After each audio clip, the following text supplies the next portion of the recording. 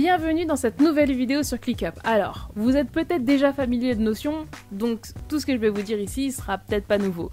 Mais si vous êtes nouveau dans ClickUp, c'est important de savoir que vous pouvez faire des documents. Parce que au départ, je me suis dit, tiens, mais attends, si ClickUp, Notion, qu'est-ce que... Bah en fait, non. En fait, je suis pas obligée de garder les deux. Je peux bien entendu garder Notion si j'aime encore Notion, bien entendu. Mais si vous voulez mettre certains documents dans ClickUp, vous pouvez bien entendu retrouver un petit peu la même interface. Allez, on regarde tout de suite. Donc, quand je suis dans ClickUp, je clique ici. Donc là, je suis dans un de mes espaces. Et je clique sur le petit plus. Et là, je peux faire une nouvelle liste, un nouveau document ou bien un nouveau dossier.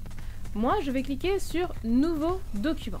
Et voilà, il m'a créé mon nouveau document, qui est ici dans la barre latérale. Donc je peux le nommer comme je veux. Je peux le nommer Ordre du jour. Voilà. Maintenant, bien entendu, je peux ajouter, comme dans Notion, je peux ajouter une couverture. Je peux mettre la couleur que je veux, ou bien entendu, rajouter quelque chose sur Unsplash. Je vais mettre Desk. C'est pas tout à fait ce que je cherche. Allez, on va mettre ça. C'est pas trop ce que je voulais, mais c'est pas grave. On va mettre ça. J'espère que les formes ne vous donnent pas mal à la tête. Je peux ajouter ici un commentaire, bien entendu. Donc, pour l'instant, il n'y a aucun commentaire dans la page. Donc, bah non, en fait. Relation, ajouter une icône. Je vais rajouter une icône. On aimait bien faire ça dans Notion, hein, n'est-ce pas, hein, mes amis qui ont quitté Notion. Hein. Alors, ici, je rajoute mon icône, paramètres. Qu'est-ce qu'on a dans paramètres? Alors, on a la police de caractère, bien entendu, qu'on peut changer ou adapter. Sans sérif, avec sérif, en mono, c'est vous qui voyez. Voilà, je ne sais pas si vous voyez la police qui change, là. Hop, voilà. Ensuite, on peut définir la taille de la police, petit, grand, normal. La largeur de la page, soit par défaut, soit complet. Donc voilà, on est un peu sur la gauche et tout. Ici, oui, je veux une image de couverture ou j'en veux pas. Allez, j'en mets une parce que c'est beaucoup plus joli, n'est-ce pas? Ensuite, titre de la page et icône. Oui, tout à fait.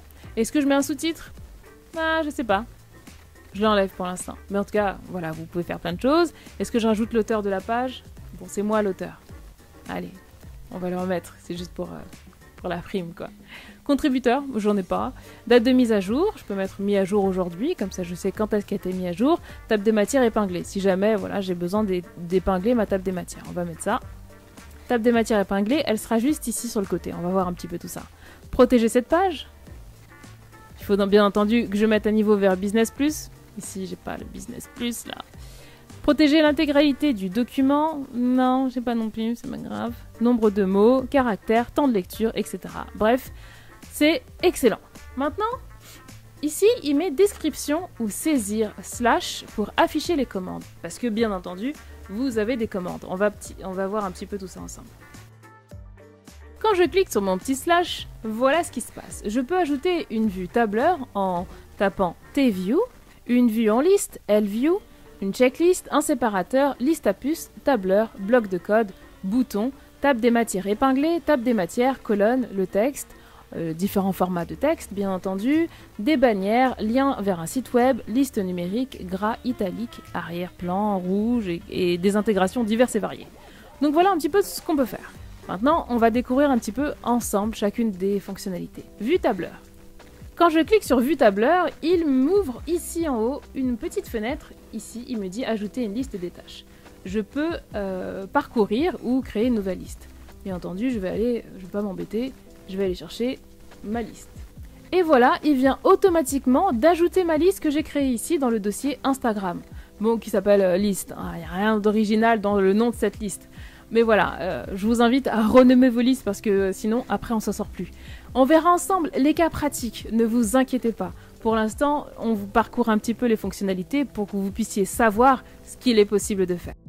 Donc voilà ma vue tableur où je peux ajouter bien entendu ici différentes colonnes, hop, liste déroulante que j'ai rajouté et bien entendu, ça récupère tout ce que j'avais fait de l'autre côté.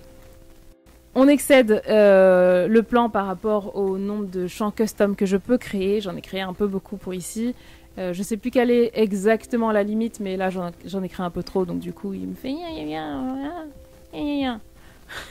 Oui, voilà, exactement, dans ces termes-là.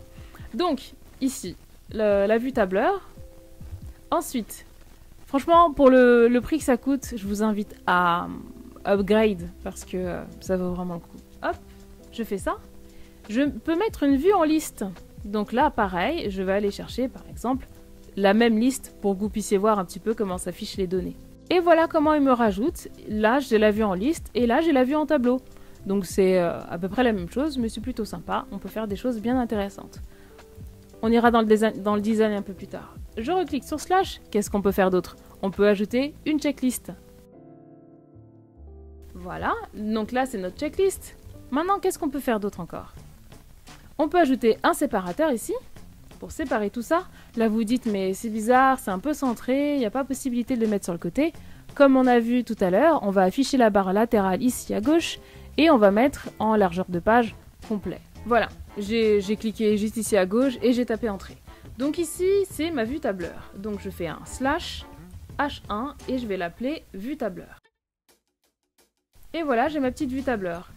Bon, H1 c'est peut-être un peu gros. Ici, celui-ci, je vais l'appeler...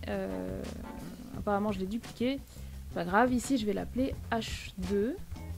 Entrée, je peux faire entrée ou je peux cliquer, mais le plus intéressant c'est de tout faire directement dans la machine, quoi. De taper sur entrée. Donc ici maintenant, je peux mettre vue en liste. Et voilà.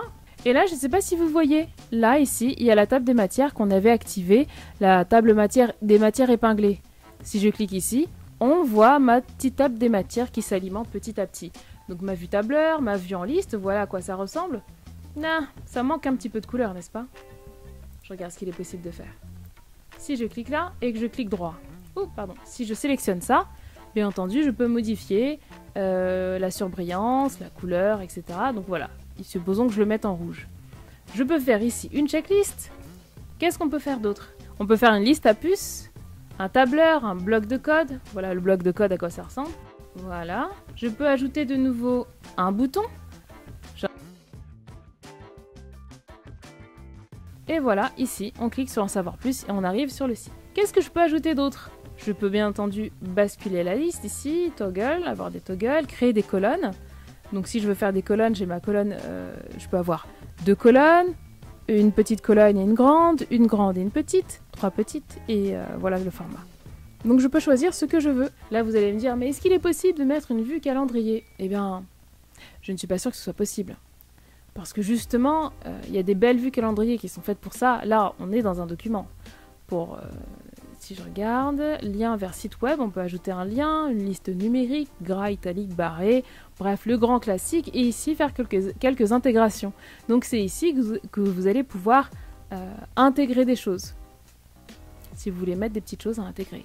Mettre un lien YouTube, donc si je mets YouTube ici, je mets... Et voilà, ici, je peux créer un signet et faire une intégration. Si je fais intégration ici,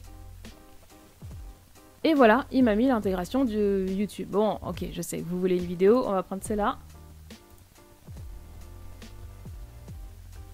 Et voilà, pomme V, on peut l'intégrer ici, vous voyez, c'est plutôt pas mal.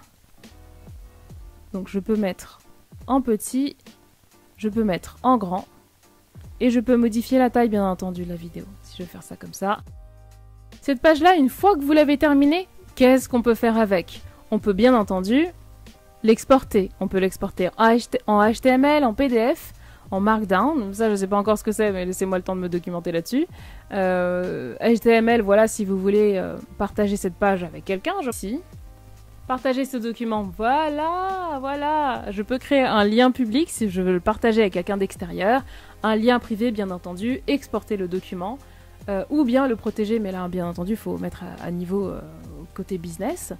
Et je peux partager dans différents environnements, si vous voulez partager dans un autre environnement de travail, par exemple l'environnement de votre client ou de quelqu'un d'autre. Donc voilà à peu près ce qu'on peut faire avec les pages, bien entendu. Résultat, ce que j'ai fait, c'est que j'ai cliqué sur le petit plus ici, sur nouvelle sous-page. Et là, je l'ai nommé nouvelle sous-page, aucune originalité, je sais. Ici, j'ai ma nouvelle sous-page, je rajoute une icône.